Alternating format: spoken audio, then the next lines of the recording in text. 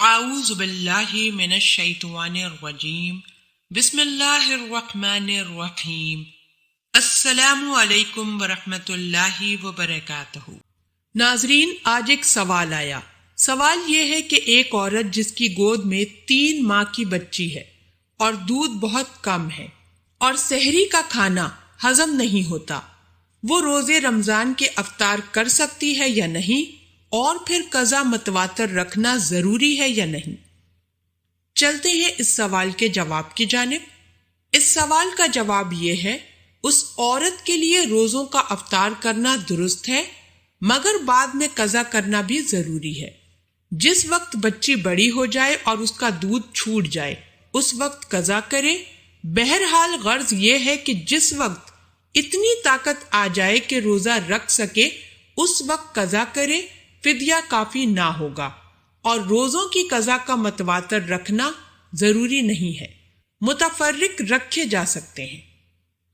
اسی طرح ایک اور سوال ہے۔ سوال یہ ہے کہ ایک عورت نے نظر کی کہ اگر میری اولاد ہو، خداوند کریم مجھ کو اولاد بخشے تو ماہ کے روزے رکھوں گی۔ اب اس کی اولاد ہونے لگی اور نظر کے روزے رکھ نہیں سکتی، جب روزہ رکھتی ہے بیمار ہو جاتی ہے، لہٰذا وہ عورت فدیہ دے سکتی ہے یا نہیں؟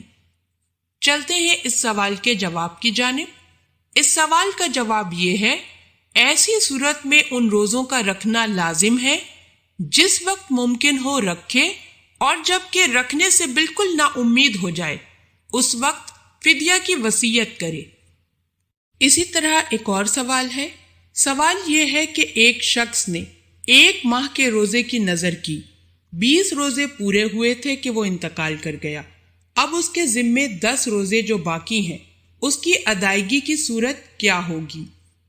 چلتے ہیں اس سوال کے جواب کی جانب۔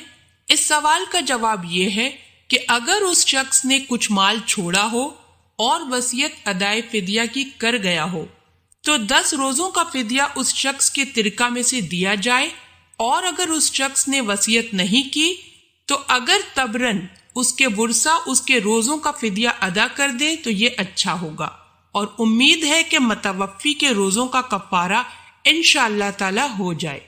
اللہ پاک ہم سب کو دین کی سمجھ عطا فرمائے اور اس کے مطابق زندگی بسر کرنے کی توفیق عطا فرمائے، آمین۔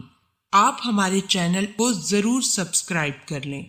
سبسکرائب کے ساتھ ساتھ ہماری ویڈیو کو لائک بھی کر دیں۔ اللہ پاک آپ سب کو اپنے حفظ و امان میں رکھے، آمین۔